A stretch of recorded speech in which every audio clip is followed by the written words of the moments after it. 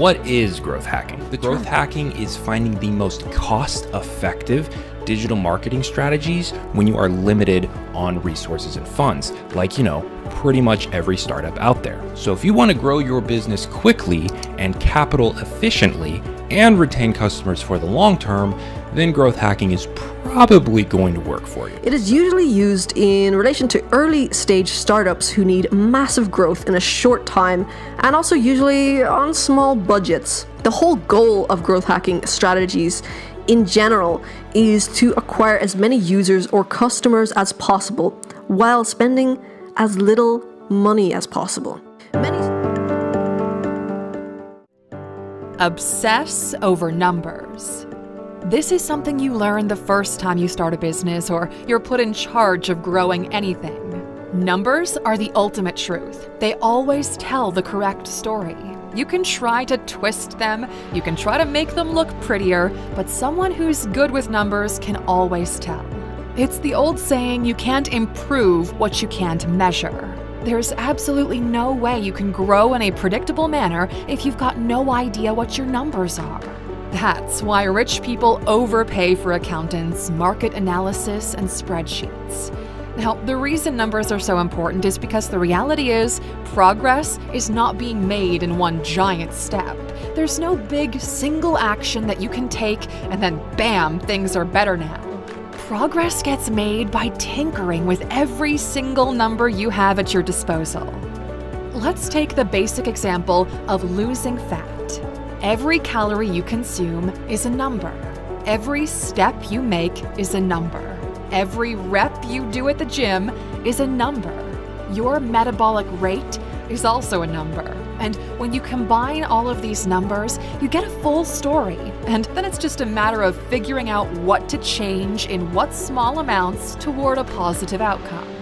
The takeaway here is, every time you can explain something with a number, that's a growth opportunity. Get yourself into uncomfortable situations. You see, mastery and understanding, they happen in a zone of slight discomfort. A good personal rule to keep is to be 80% confident in what you're doing and 20% in a learning zone. That 80% will make you consistent, and that 20% will force you to improve. The takeaway here is growth happens in the friction zone between comfort and discomfort. Go into uncharted territory. Okay, here's a big business secret, okay? There are no business secrets anymore. They used to exist, sure, but now everything is hyper-documented. Every hour that passes, the world gets more documented. And here's the paradox. Even with all of this knowledge, you're still going to have to walk in uncharted territory. You see, even if you drive on the same road every single day, that road will always be a little bit different. Maybe there's traffic this time. Maybe it's raining the next time. Maybe a deer jumps out in front of your car. It doesn't matter how well you know that road, you still need to pay attention when you're driving it. The point we're trying to make here is that you'll never be 100% prepared for everything. Something that's not supposed to happen will still happen. Something you thought you accounted for will just emerge out of nowhere. Your ad campaign that you put so much work into is not converting. That book you spent so much time researching for is not selling. That degree you thought was evergreen is suddenly not looking so hot. We're looking at you, programmers. The uncharted territory is unavoidable. But once you get used to this mindset, every time you find yourself a little bit lost, you'll see it as a growth opportunity. The takeaway here is uncharted territory is unavoidable, so you might as well map it out yourself. Punch above your weight. This is one of our favorite growth hacks because we're experiencing it firsthand. You see, people might say, quote, stay in your lane. But that doesn't mean that you should. There's no rule telling you to take things gradually, carefully, and well within your supposed ability. Let's take our app, for example. And no, this isn't a plug, but one's coming later, don't worry. Nobody says that you need buildings full of offices and budgets of hundreds of millions to create and release a high-quality product. You just think that's the case because that's what you've been told. At the same time, and we'll get some slack for this, you don't actually need 10,000 hours to master something. Some people can do it in a fraction of the time. These are just arbitrary rules that don't mean anything. Take a look in sports. How many times does a new athlete come around that nobody's heard of and they blast away the competition out of nowhere? They have no legacy, no Nike training facility or anything like that, no teams of coaches, yet they still perform at the highest level. The takeaway is this: you can only be as big as you allow yourself to be. If you don't know, learn.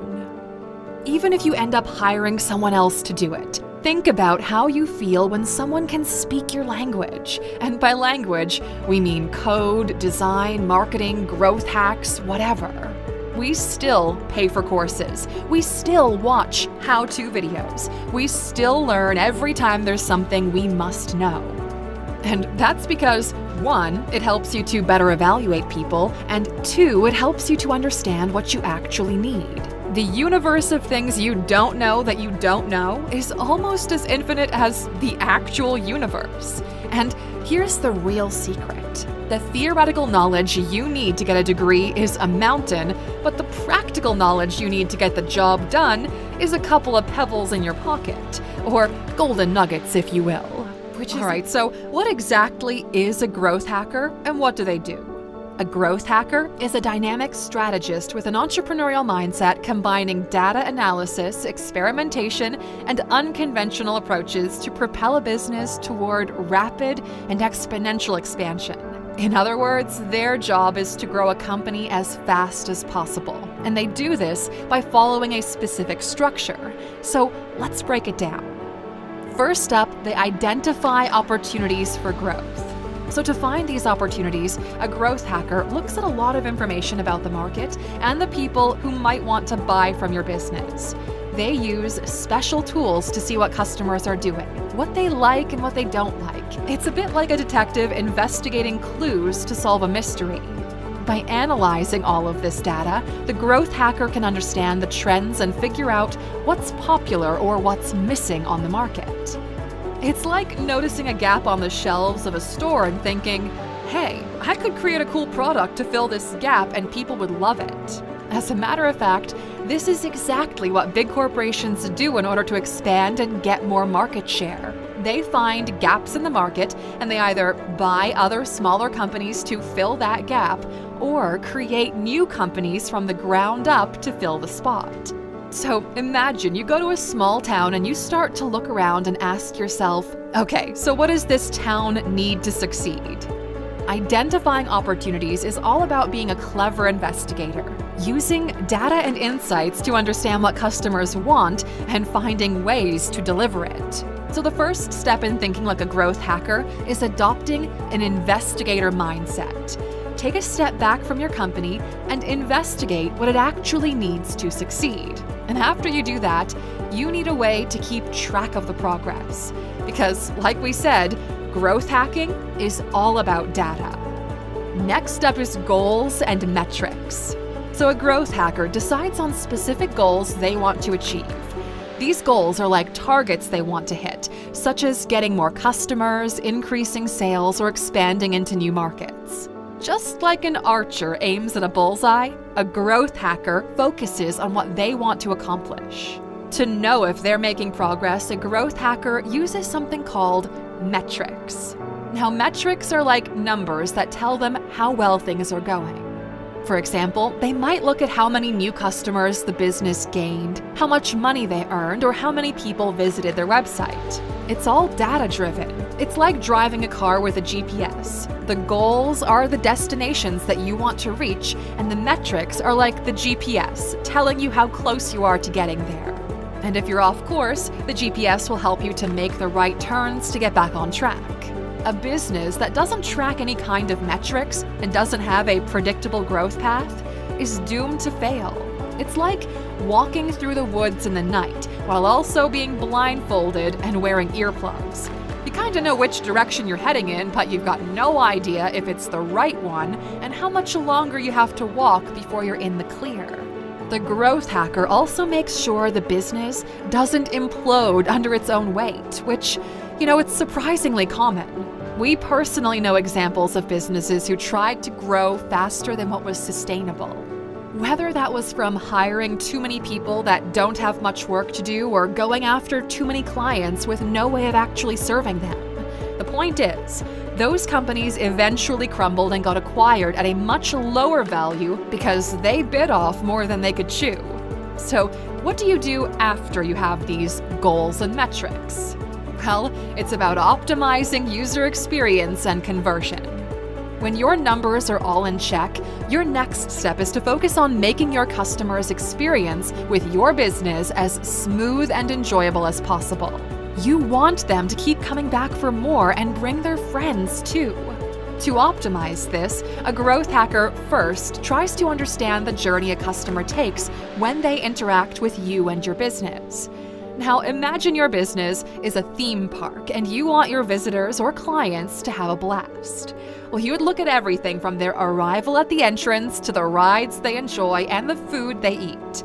You want to know firsthand how they actually feel when they're interacting with your business. And in turn, you need to set up certain things in order to understand that. Some companies require all higher management to do at least a couple of weeks of customer support to just understand how their clients feel. And the reason you need all of this information is to optimize your conversion rate. At the end of the day, you want to turn visitors into clients, hence the name conversion. To do this, you need to develop various tactics to make the purchasing process smooth and appealing. This is how some companies trick you into spending more money. It's actually really common in the video game industry with in-game purchases. First, they offer something valuable at a stupid discount, making it a no-brainer deal.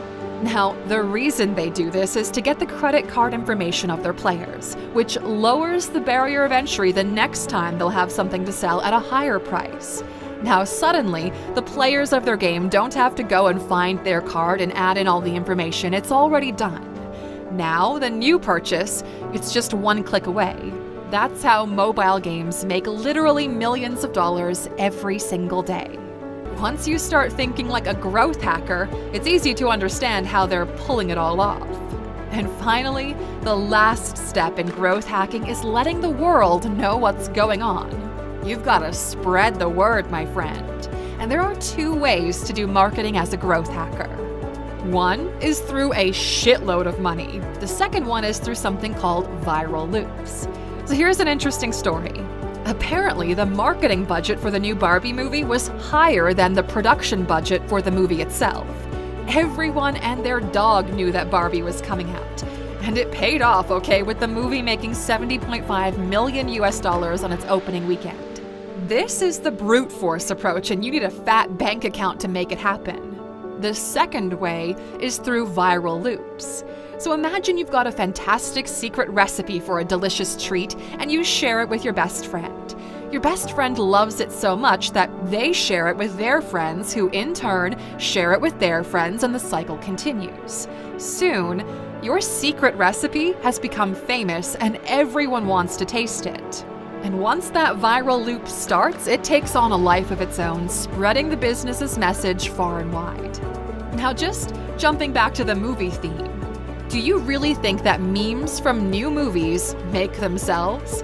It wouldn't take that much effort for a group of millennials to sit in an office for one weekend and make some memes and let them run wild on the internet. Soon everyone is making them and everyone is asking from which movie the memes are from. Doesn't seem so far-fetched when you think about it, right? Word of mouth is extremely powerful because it's extremely cheap and it spreads like wildfire if it's done right. But this is the kind of move you make when you're thinking like a growth hacker.